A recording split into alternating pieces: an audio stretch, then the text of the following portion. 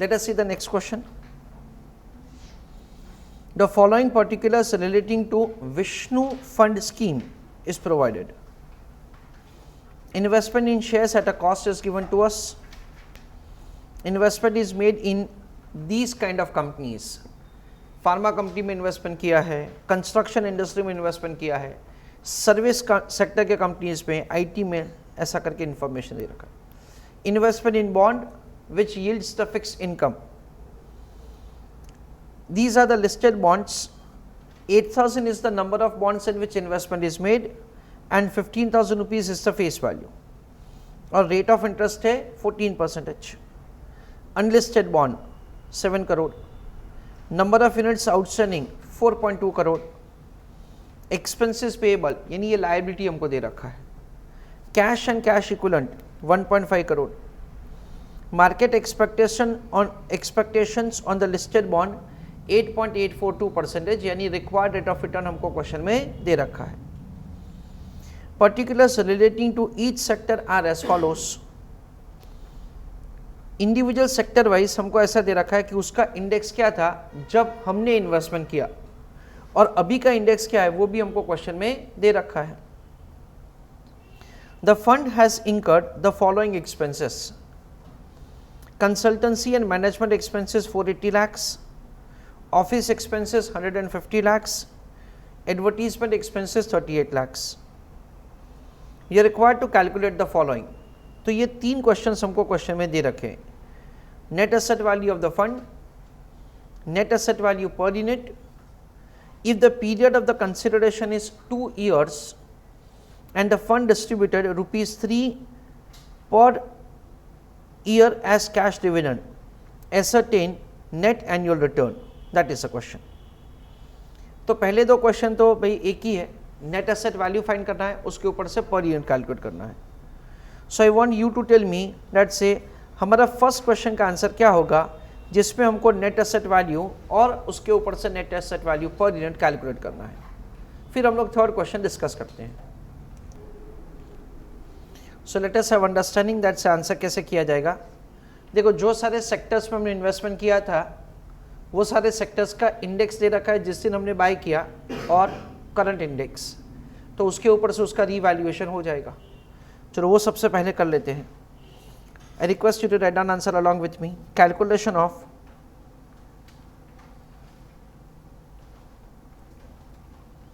Net asset value per unit. तो net asset भी हो जाएगा और दैट इज पर यूनिट भी हो जाएगा.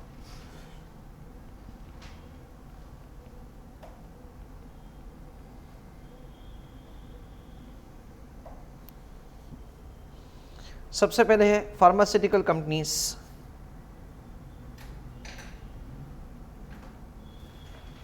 इन्वेस्टमेंट किया था 79 करोड़ का.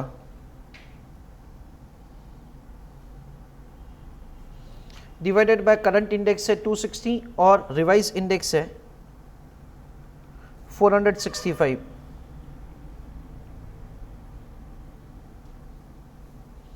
Next is construction companies.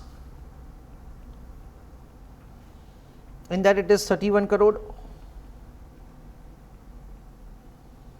divided by जब इन्वेस्टमेंट किया था तभी था 210 और करंट है 450. नेक्स्ट है service sector companies.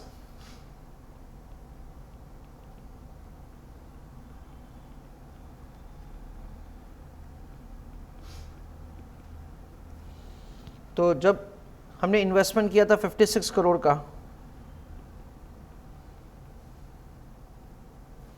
Divided by 275 और into 480.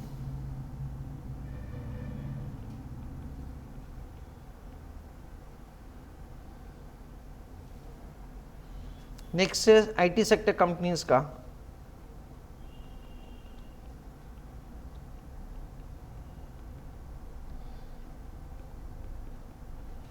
It is 34 crore divided by investment किया था तभी था 240, अभी है 495. Next is real estate companies.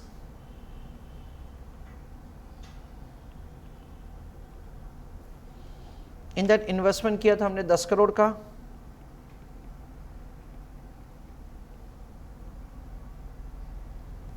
divided by 255 into 410.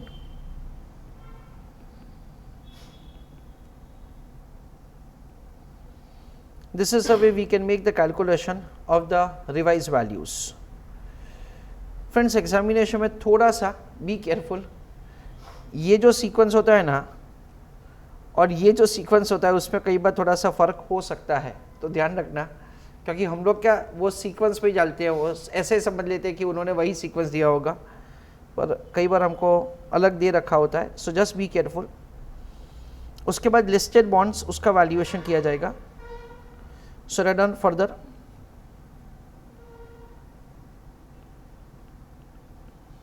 Listed bonds, उसमें इंपॉर्टेंटली हमको ऐसा दे रखा है दैट से हमारा जो लिस्टेड बॉन्ड्स जिसमें हमने इन्वेस्टमेंट किया है ना, उसका रेट ऑफ इंटरेस्ट है 14% और मार्केट का एक्सपेक्टेशन कितना है 8.842%। The interest income that we are going to receive is 14 and so the market expectation is only 8.842%। इसलिए क्या करने का दैट इज करना पड़ेगा, इसको रीवैल्यू करना पड़ेगा। कैसे? देखो 15,000 रुपये का फेस वैल्यू है, so we understand like this, 15,000 का 14%, इतना इंटरेस्ट हमको मिलेगा। मार्केट का एक्सपेक्टेशन कितना है, इसका मार्केट का एक्सपेक्टेशन है 8.842%, so divided by 0.08842, so this is the value of one security into कितना 8,000, ऐसा करना पड़ेगा। या तो फिर डायरेक्टली भी कर सकते हैं हम लोग, कैसे? 12 करोड़ इंटू 14% डिवाइडेड बाय 0.08842, यानी this is a similar formula that से we use in time value of money, P0 is equal to A1 divide by I. Interest income को प्रेजेंट वैल्यू टर्म में डिस्काउंट करके हमने प्राइस कैलकुलेट किया है। This is what we study in detail in our very simple chapter called security valuation, उसमें ये point हम लोग कवर करते हैं। So the answer comes to 19 crore.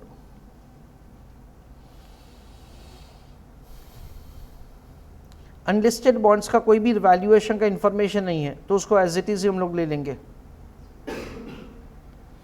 So it is unlisted bond, it is an amount of 7 crore. Number of outstanding units वो हमको बाद में काम आएगा। Expenses payable 3.5 crore.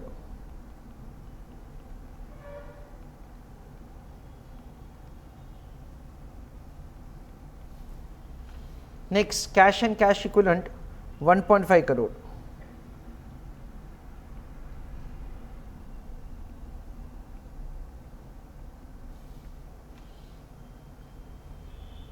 उसके बाद मार्केट एक्सपेक्टेशन दे रखा है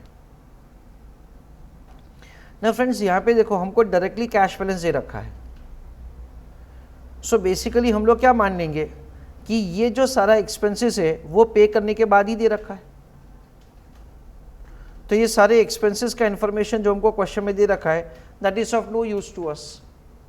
Y? Because we have an assumption that say during this time period से ये सारे एक्सपेंसेस का पेमेंट ऑलरेडी हो चुका है।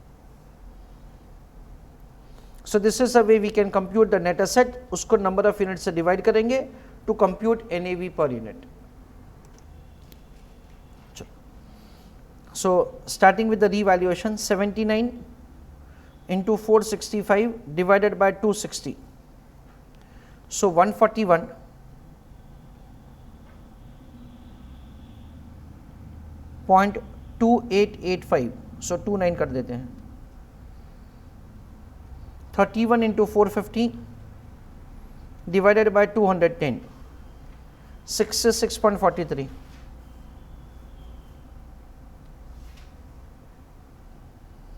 56 into 480 divided by 275, so 97.75, 1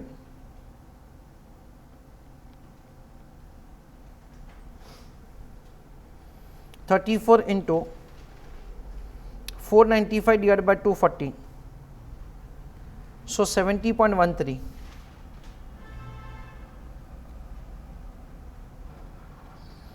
10 into 410 divided by 255, 16.08.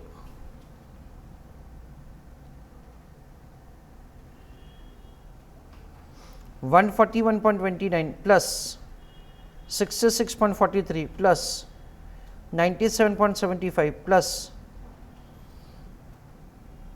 70.13 plus 16.08 plus 19 plus 7 minus 3.5 plus 1.5. So it is 415.68 crore.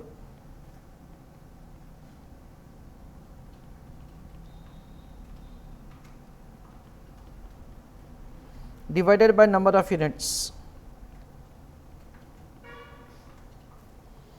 Number of units are 4.2 crore.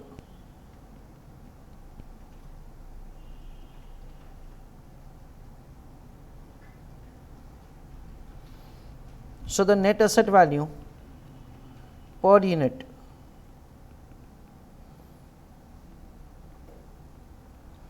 is 98.97. This is per unit. Now friends, this is the way the NAV per unit can be found. Now ये जो listed bonds है उसका explanation में वापस देता हूँ आपको. Be careful to understand it. See, we understand it's the investment in income.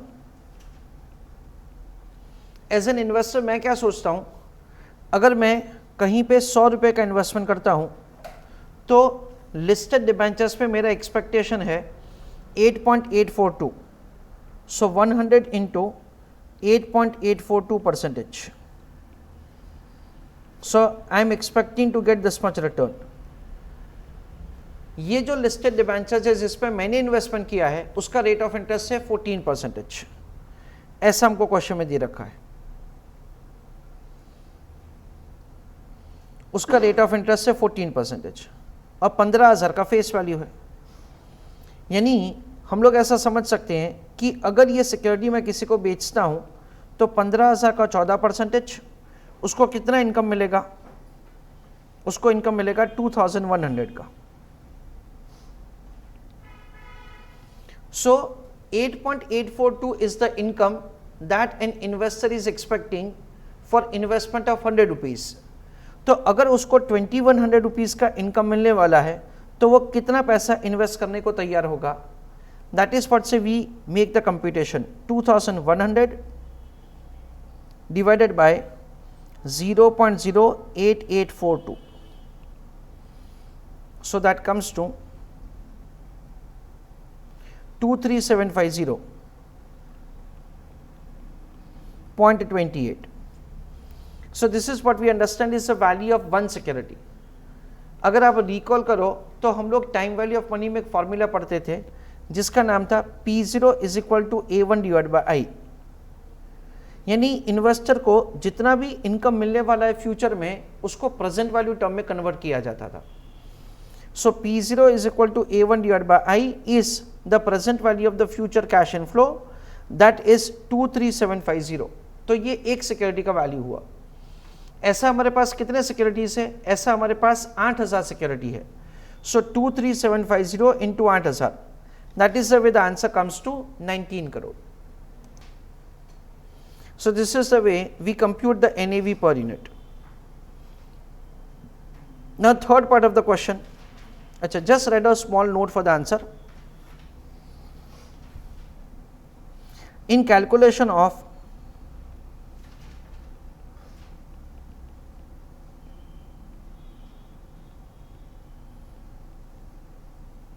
net asset value per unit, comma,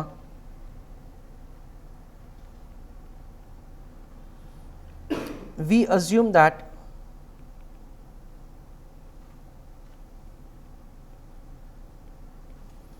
given cash balance is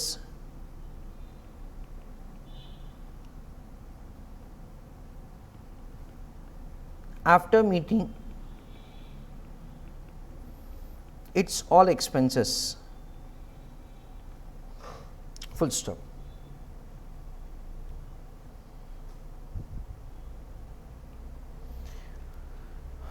third question में ऐसा पूछा है, if the period of the consideration is 2 years, fund distributed ₹3 per year as cash dividend, ascertain the net annualized return, that is a question. तो देखो हमको यहाँ पे ऐसा करना है कि we have to make the computation of the return to the investor. तो return to the investor find करने के लिए 2 साल के पहले एक इन्वेस्टर ने जो ये म्यूचुअल फंड में इन्वेस्टमेंट किया था उसका रिटर्न फाइंड करना है। हमको ऐसा दे रखा है डेट से ड्यूरिंग दिस 2 इयर्स उसको पर ईयर ₹3 का डिविडेंड मिला है। तो डिविडेंड इनकम कितना मिला, टोटल ₹6 का। 2 साल के बाद एनएवी कितना है वो हमने कैलकुलेट करके रखा है अभी 98 पॉइंट समथिंग, वो 2 साल के बाद का एनएवी है। 2 साल के पहले जब हमने यूनिट बाय किया होगा, जब इन्वेस्टमेंट किया होगा, तब उसका परचेज प्राइस क्या होगा वो हमको यहाँ पे कैलकुलेट करना पड़ेगा। उसका कैलकुलेशन कैसे किया जा सकता है, इन सब का टोटल, क्योंकि एज सच, और ये भी हम लोग ले लेंगे, इन दोनों को भी ऐड करेंगे, क्योंकि हमको और कुछ भी इंफॉर्मेशन दे रखा नहीं है। तो सिंपली ऐसा अज्यूम किया कि जो भी हमको इन्वेस्टमेंट्स दे रखे हैं ना, वही इन्वेस्टमेंट्स तभी किए होंगे by forming the mutual fund, and accordingly the NAV 0 is calculated. Suppose 1-2 minute के मैंने ऐसा बोल रहा हूँ, सपोज कि वो NAV 0 आ जाता है ₹10 फॉर एग्जाम्पल। तो क्या हुआ, देखो ₹3 का डिविडेंड मिला फर्स्ट ईयर में, ₹3 का डिविडेंड मिला सेकेंड ईयर में, 98.97 is what we understand is the NAV at the end of the second year minus ₹10 जो प्राइस पे मैंने यूनिट खरीदा था divided by ₹10। This is the overall return for 2 years। मुझे एनुअलाइज रिटर्न फाइंड करना है, इसलिए क्या करना पड़ेगा, इंटू 1/2 इंटू 100, ऐसा करके हमको यहाँ पे रिटर्न कैलकुलेट करना पड़ेगा। So for doing third part of the question हमको सबसे पहले ये वैल्यू फाइंड करना पड़ेगा। ये वैल्यू का कैलकुलेशन हम लोग कैसे करेंगे, taking into account the amount of the investment that से वी मेड से before 2 years। Write an answer the third question.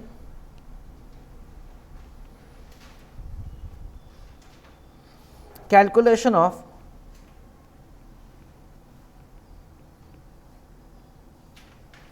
annualized return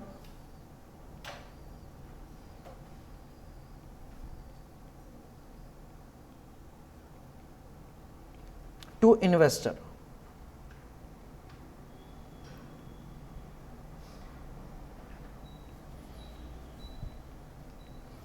उस पर लिखो working note number 1,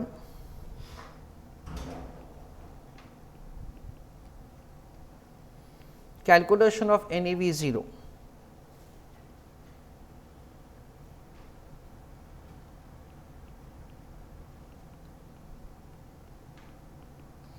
in that write down investments divide by units.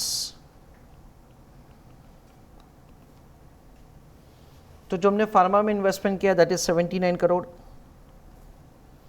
फिर हमने construction company में investment किया 31 crore, service sector company में इन्वेस्टमेंट किया 56 करोड़, IT सेक्टर कंपनीज में किया 34 करोड़, रियल एस्टेट कंपनी में किया 10 करोड़, लिस्टेड बॉन्ड्स में हमने इन्वेस्टमेंट किया है 12 करोड़ का, अनलिस्टेड बॉन्ड में इन्वेस्टमेंट किया है 7 करोड़ का, whole divided by number of units, that is what we understand is 4.2 crore.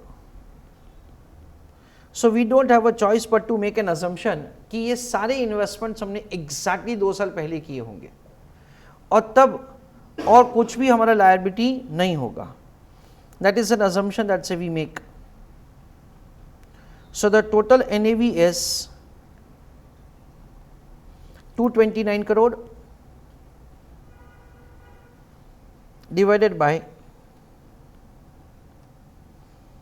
4.2 crore.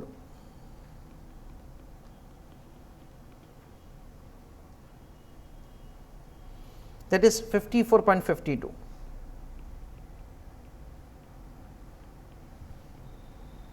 ये एनएवी होगा 2 साल के पहले का, उसके ऊपर से हम लोग कैलकुलेट करेंगे annualise return.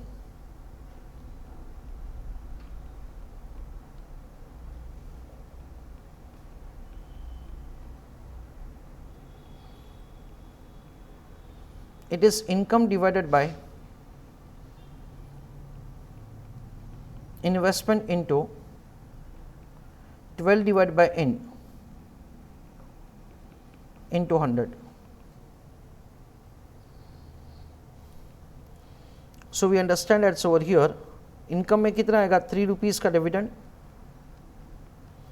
Plus NAV1 is 98.97, 2 साल के बाद का NAV minus 54.52 whole divided by 54.52 into 1 divided by 2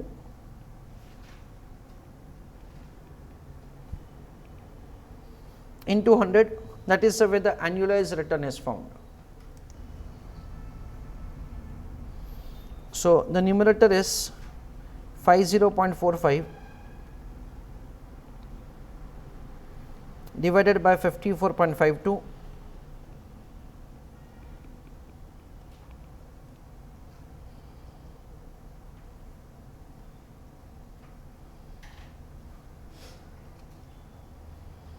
So final answer is 46.26%, 27%. So revision of the entire answer. पहले क्वेश्चन में हमको नेट एसेट पूछा है और net asset value per unit. तो जो भी इक्विटी शेयर्स पे हमने अलग अलग सेक्टर्स में इन्वेस्टमेंट किया है वो amount of investment divided by index का वैल्यू उस दिन का इनटू इंडेक्स का वैल्यू अभी का, ऐसा करके हमने रीवैल्यू किया सारे के सारे इक्विटी शेयर्स को। लिस्टेड बॉन्ड का दैट इज कैलकुलेशन थोड़ा सा इंपॉर्टेंट है हमारे लिए, जिसमें इंटरेस्ट इनकम जो फ्यूचर में इन्वेस्टर को मिलने वाला है उसका प्रेजेंट वैल्यू हमने कैलकुलेट किया। तो बेसिकली यहाँ पे आपको माइंडसेट क्या रखना है कि एज अ म्यूचुअल फंड अगर मैं ये सिक्योरिटी मार्केट में बेचता हूँ तो मुझे क्या वैल्यू मिलेगा, उस हिसाब से मैं वैल्यूएशन करूँगा। मुझे प्रोस्पेक्टिव इन्वेस्टर कितना पे करने को तैयार होगा, that is what's the value that I am suppose to consider in calculation of the net asset value per unit. Unlisted bonds के रीवैल्यूएशन के बारे में कुछ इन्फॉर्मेशन न होने की वजह से उसको एज इट इज़ रखा। एक्सपेंसेस पेएबल कैश को एज इट इज़ रख के हमने एनएवी पर यूनिट का कैलकुलेशन किया है। Second part of the question में जिसमें हमको एनुअलाइज रिटर्न फाइंड करना है इन्वेस्टर के लिए, उस पर आपको ऐसा अज्यूम करना पड़ेगा कि जो सारे इन्वेस्टमेंट्स हमने किए वो एग्जैक्टली 2 साल के पहले ही किए होंगे। सो जितना भी हमारा उस दिन का नेट एसेट्स होगा उस हिसाब से हमारा net asset value per unit आएगा। That is what we understand. So that comes to 54.52।